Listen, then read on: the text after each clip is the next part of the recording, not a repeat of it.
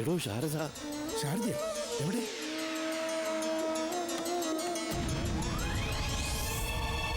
ശാരദ, ശാരദ, എന്താ ശാരദ ഇത്? മാഷേ, ഞാൻ കേട്ടതൊക്കെ സത്യമാണോ? അത് നമ്മുടെ മക്കൾ തന്നെയാണോ? താൻ കാറിലേക്ക് കയറി. വേണ്ട, പറ മാഷേ. എന്റെ ദേഹം ആസകലം തളരുന്നു മാഷേ. ഒക്കെ വീട്ടിൽ ചെന്നിട്ട് പറയാൻ ശാരദേ. ഇത് റോഡാ, ഇവിടെ കിടന്ന് ബഹളം ഉണ്ടാക്കി ആൾക്കാർ കൂടും. ഭയക്കാനൊന്നുമില്ല ശാരദേ, വന്ന് വണ്ടി കയറ്. എനിക്കിനി ജീവിക്കണ്ട മാഷേ, എനിക്കിനി ജീവിക്കണ്ട. കരയാതിരിക്കും ശാരദേ. വന്ന് വണ്ടി കയറ്.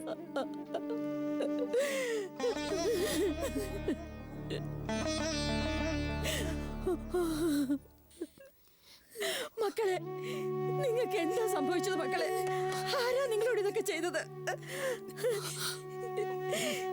ഞാൻ കേട്ടതൊക്കെ കള്ളമാണെന്ന് പറ മക്കളെ. എന്റെ മക്കൾക്ക് ഇതിന് കഴിയില്ല, അവരൊരു തെറ്റും ചെയ്യില്ല. പിന്നെ ഇതെങ്ങനെയാ സംഭവിച്ചേ? ഇവരെന്താ ഒന്നും മിണ്ടാത്ത? അപ്പൊ ഒക്കെ സത്യമാണോ? മാഷ, ഞാൻ ചോദിച്ചത് കേട്ടില്ലേ? സത്യമാണോ ഒന്ന്? ഇപ്പോഴേ കുട്ടികൾ ആകെ തകർന്നിരിക്കുക. ഇനി നീയും കൂടെ കരഞ്ഞവരെ. വണ്ടി എടുക്ക.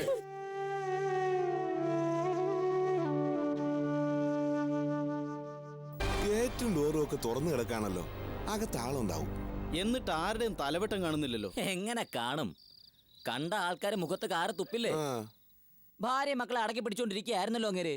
എന്നിട്ട് ഇപ്പൊ എന്തായി? അവളുമാരെ തനിതാ നാട്ടുകാർക്കൊക്കെ ബോധ്യപ്പെട്ടില്ലേ? ചെറുപ്പക്കാർ വീട്ടിന് മുന്നിൽ തുമ്മിയാ കുറ്റം, തുപ്പിയാ കുറ്റം. ഇവിടെ ആരും പെമ്പിള്ളേരെ വളർത്താത്ത പോലെ. എന്നാൽ ഇവളുമാർ ഇത്ര കാര്യങ്ങളായിരുന്നല്ലോ, ദരിദ്രവാസികള്.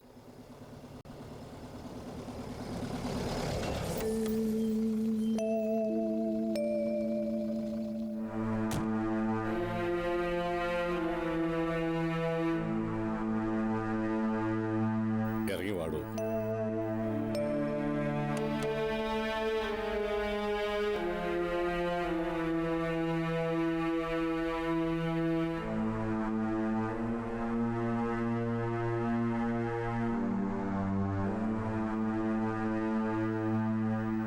ശാരദേ,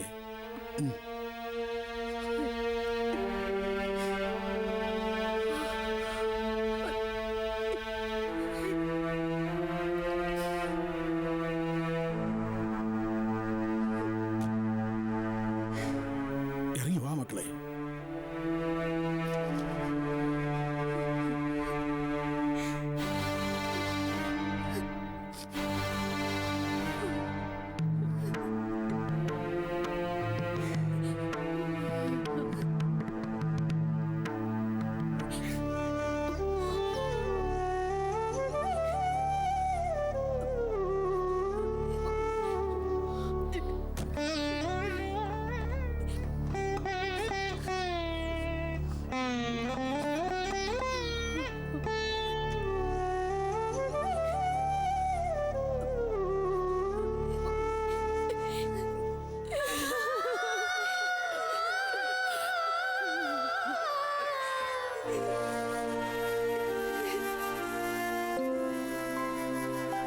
വാ.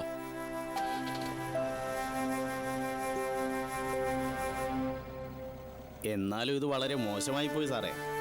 വേണ്ട മുകുന്ദേട്ടാ, വേണ്ട.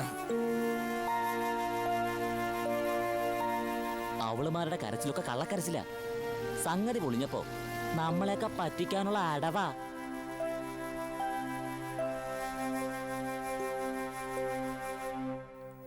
ആൾക്കാർ പലതും പറയും, അതൊന്നും കേട്ട് തളരരുത്. അറിയാലോ, മനുഷ്യന്റെ തിന്മ കണ്ടെടുക്കാനാ ജനത്തിരക്ക്. മേനോനെ പോരാളുടെ കാര്യമാകുമ്പോൾ അതിന്റെ ശക്തി കൂടും. ആരെന്തു പറഞ്ഞാലും പ്രതികരിക്കാൻ കഴിയില്ല മുകുന്ദേട്ടാ. കഴുത്തിൽ മുഖം വച്ചു കഴിഞ്ഞു. കൈയും കാലും നാവും ഒക്കെ വരിഞ്ഞു കെട്ടിക്കഴിഞ്ഞു. ഇനി എനിക്കൊന്നിനും കഴിയില്ല, ഒന്നിനും കഴിയില്ല.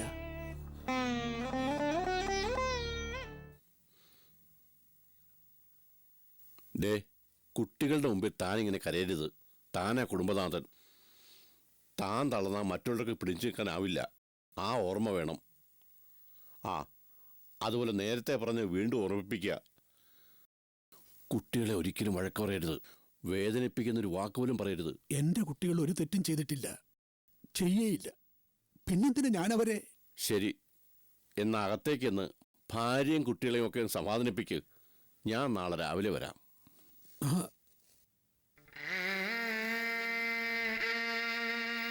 എന്താടോ?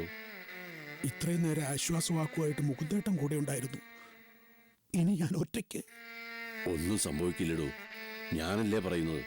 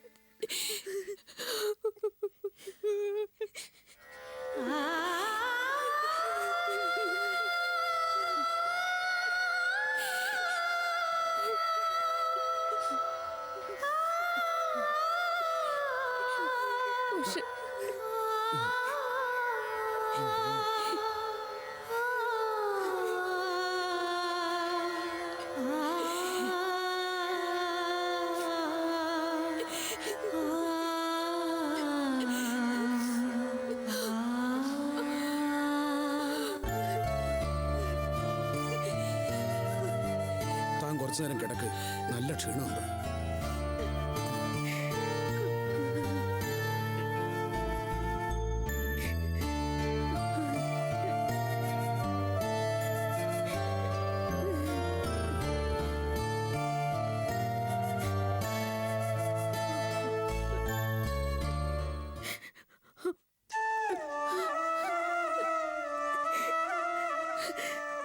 എന്താ മാഷേ ഇതൊക്കെ?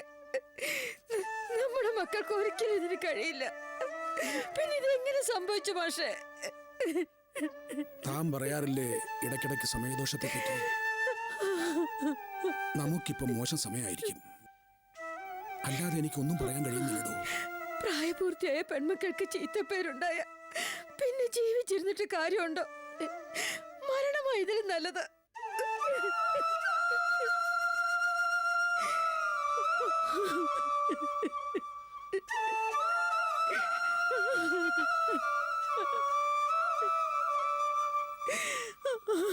അരുത്, മരണത്തെക്കുറിച്ച് ശബ്ദിക്കരുത്. എന്റെ കുട്ടികളത് കേൾക്കരുത്. എനിക്ക് പേടിയാടോ. അവര് ചിലപ്പോ അത് പാടില്ല. നമ്മള് സ്നേഹം കൊടുത്ത പോലെ ഇപ്പൊ അവർക്ക് ധൈര്യം കൊടുക്കണം. ഒരിക്കലും തെറ്റായ ചിന്ത അവരിൽ ഉണ്ടാവാൻ പാടില്ല. മനസ്സിലായോ? പക്ഷെ മാഷെ, ഞാൻ എങ്ങനെയാ? ഇത്രയും നേരം ഒക്കെ ഉള്ളിൽ ഒതുക്കുകയായിരുന്നു, ഒറ്റയ്ക്ക്. ഇപ്പൊ പങ്കുവയ്ക്കാൻ ആളായി. എന്നെ കൂട്ടി ടെൻഷൻ ആക്കല്ലേ ശാരദേ. ഒന്ന് പൊട്ടിക്കരയാൻ പോലും പറ്റാത്ത അവസ്ഥ. നീ അത് മനസ്സിലാക്കണം. മക്കൾക്ക് മറ്റെന്തെങ്കിലും അപകടം ഉണ്ടായതെങ്കിൽ ഇത്രയും നോവില്ല മാഷെ. പക്ഷെ ഇത് സാരമില്ല, സാരയില്ലടോ, വിധിയെ തടുക്കാനാവില്ലല്ലോ. മാഷ് കോളേജിലുണ്ടായിട്ടും എങ്ങനെ ഇത് സംഭവിച്ചു മാഷ്? അറിയില്ല. എന്റെ അറിവോടെയല്ല അവർ കോളേജിൽ നിന്ന് പുറത്തു പോയത്. ജീവിതത്തിൽ ആദ്യമായി അച്ഛന്റെ അനുവാദമില്ലാതെ ചെയ്ത പ്രവൃത്തി. പോയത് അസുരന്മാരുടെ ഇടയിലേക്കാണെന്ന് അവർ ഓർത്തിട്ടുണ്ടാവില്ല. ആരാ അവരോട് ഈ ചതി ചെയ്തത്? അത് ആ അലക്സാണ്ടർ ആണോ? ഞാൻ എത്ര പ്രാവശ്യം കരഞ്ഞ് കാല് പിടിച്ചതാ അയാളെ പിടക്കരുതെന്ന്. മാഷ് കേട്ടില്ല. കേട്ടോ? നമുക്ക് അവരോടൊന്നും മത്സരിക്കാൻ കഴിയില്ല മാഷെ. നമുക്ക് അവരെ പോലെ ചതി അറിയില്ലല്ലോ. നല്ല ബുദ്ധി വൈകിയേ ഉദിക്കൂ. നേരത്തെ ഉപദേശിച്ചു തന്നാലും ചെവിക്കൊള്ളില്ല. സാരമില്ല, എല്ലാത്തിനും സാക്ഷിയായി ഈശ്വരനുണ്ടല്ലോ. അവിടെ നമ്മൾ തെറ്റുകാരല്ലോ. പിന്നെന്തിനാ നമ്മൾ പേടിക്കുന്നേ? ആരെയാ പേടിക്കുന്നേ?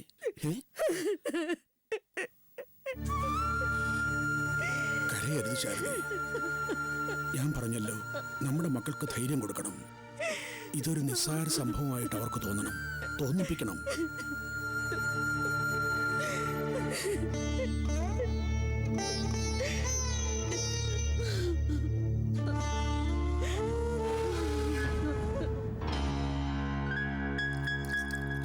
എടാ അങ്ങോട്ടെടുത്ത് ഒഴിയടാ.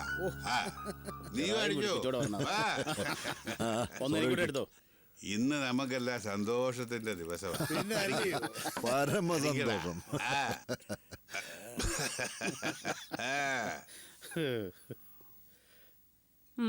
അച്ചായ, അനുവദിച്ച കോട്ട കഴിഞ്ഞു. പാർട്ടിയാണെന്ന് കരുതി ഓവർ ആവണ്ട കേട്ടോ.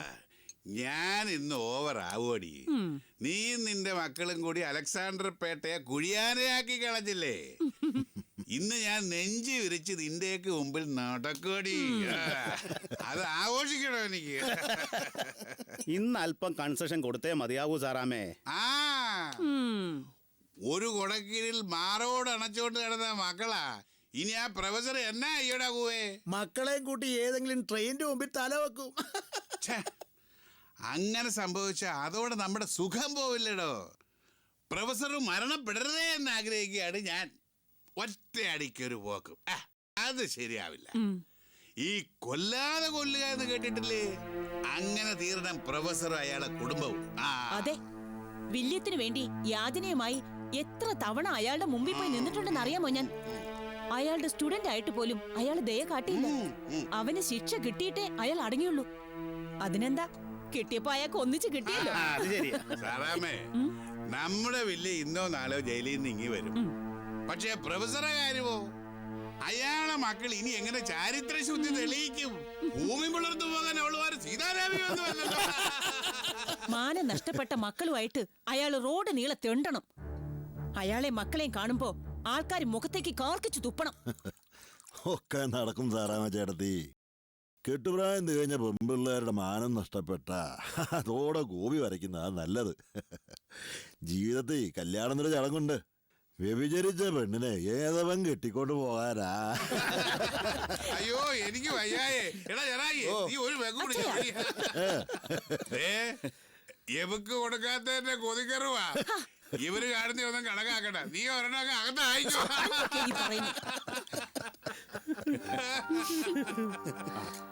ഒന്നും പറയണ്ട. ഡാഡി, എനിക്ക് ഓസ്ട്രേലിയ വരെ ഒന്ന് പോണം. ഇപ്പോഴോ? എന്തിനാ മോളെ? ആ കങ്കാരുവിന്റെ മക്കളെ ഒന്ന് കാണാനേ.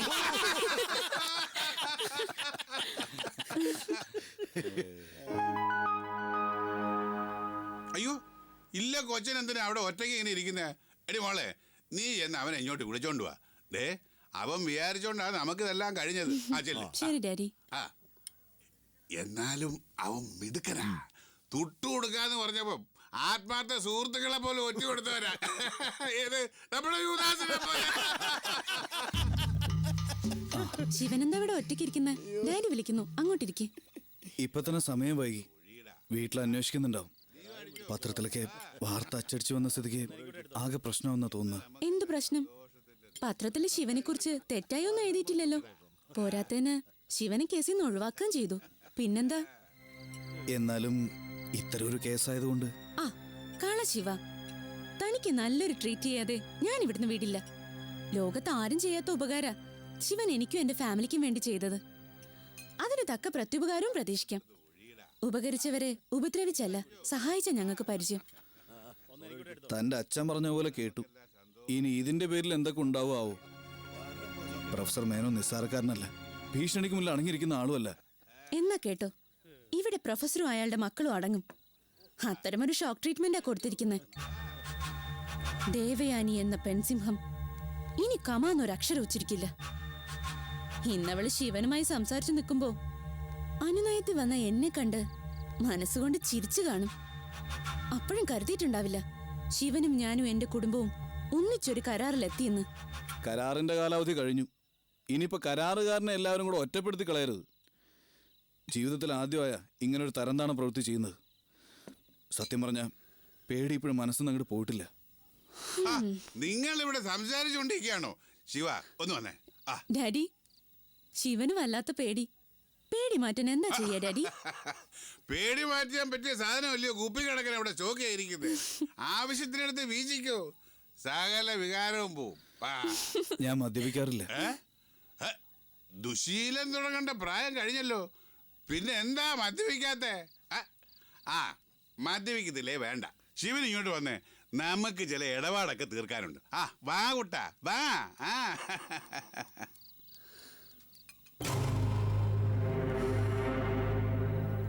വാ. അലക്സച്ച നന്ദി പറയണ്ടേ ഞങ്ങളോടല്ല, ശിവനോടാ. നന്ദി പ്രകാശിപ്പിക്കാനാ കൊണ്ടുപോന്നെ. അതെ, ഇന്നത്തെ പാർട്ടിയിലെ VIP ശിവൻ തന്നെ. വാ മോനെ. ശിവനെ പ്രതിസ്ഥാനത്തുനിന്ന് ഒഴിവാക്കിയല്ലോ അല്ലേ?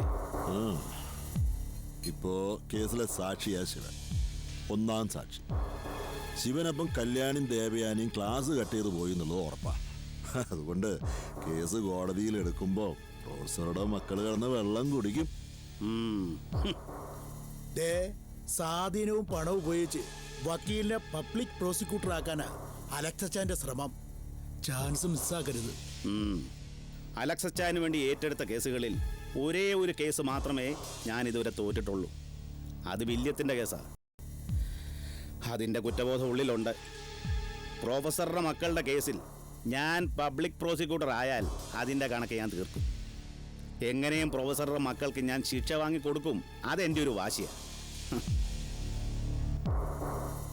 ശിവ, നീ എനിക്ക് ചെയ്തു തന്ന ഉപകാരം ഈ ജന്മത്തെ എനിക്ക് മറക്കാൻ കഴിയില്ല. നിനക്ക് എന്താണ് വേണ്ടതെന്ന് വെച്ചാൽ ചോദിക്കുമോനെ, എന്തായാലും ഞാൻ തരും. ചോദിക്കടോ. ചോദിച്ചില്ലെങ്കിലും ഒരാൾ എനിക്ക് വേണ്ടി എന്തെങ്കിലും ചെയ്താൽ അയാൾ ചെയ്ത പ്രവൃത്തിയുടെ മൂല്യം അറിഞ്ഞുകൊണ്ട് പ്രതിഫലം കൊടുക്കുന്നവനായി അലക്സാണ്ടർ പേട്ട.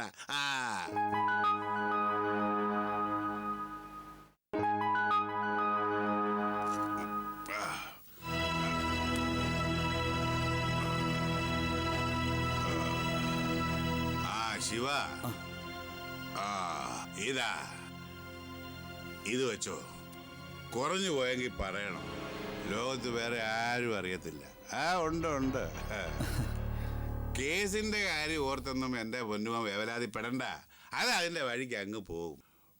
പിന്നെ നിന്റെ ഭാഗം ക്ലിയറാക്കാൻ ഞാൻ പത്രക്കാരോട് പറഞ്ഞിട്ടുണ്ട്. ശിവനെ കുറിച്ചൊരു വാക്ക് പോലെ അധികപ്പറ്റേ പത്രക്കാർ എഴുതിയില്ല. രാക്ഷസികളുടെ വലയിൽപ്പെട്ടുപോയ ഒരു പാവം പയ്യൻ, അതാ ശിവൻ. പിന്നെ കോളേജിൽ നിന്ന് പുറത്തിറങ്ങിക്കഴിഞ്ഞാൽ ജോലിയൊന്നും കിട്ടിയില്ലെന്ന് കരുതി വിഷമിക്കരുത്. എന്നോടൊരു വാക്ക് പറഞ്ഞാൽ മതി, അപ്പോയിൻമെന്റ് ഓർഡർ ഉടനെ വീട്ടിലെത്തും, എത്തിയിരിക്കും. Thank you sir. എന്നാ ശിവൻ ചെന്നാട്ടെ.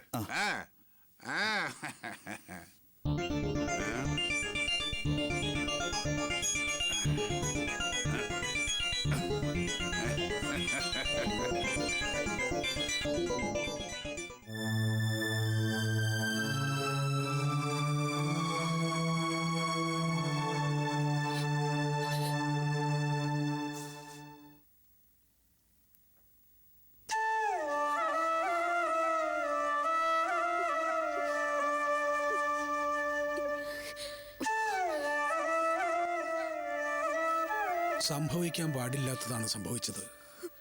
ഇനി അത് ഓർത്തിട്ട് കാര്യമില്ല മക്കളെ. ഒന്നും നടന്നിട്ടില്ല എന്നങ്ങ് കരുതുക. എന്നിട്ട് സാധാരണ ജീവിതത്തിലേക്ക് മടങ്ങി വരിക. എന്താ മോളെ ഇത്? ദേവൂട്ടി, ചേച്ചിയെ കാര്യങ്ങൾ പറഞ്ഞൊന്ന് മനസ്സിലാക്കിക്കേ.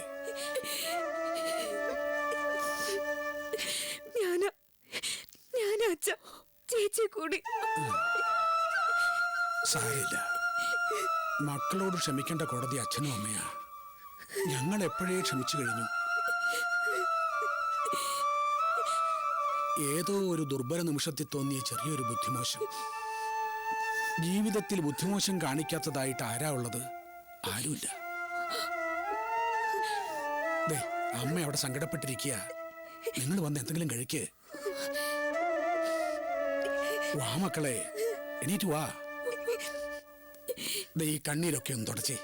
അല്ലെ അമ്മയ്ക്ക് ഇനിയും വിഷമാവും. ഒട്ടും വിശപ്പില്ല.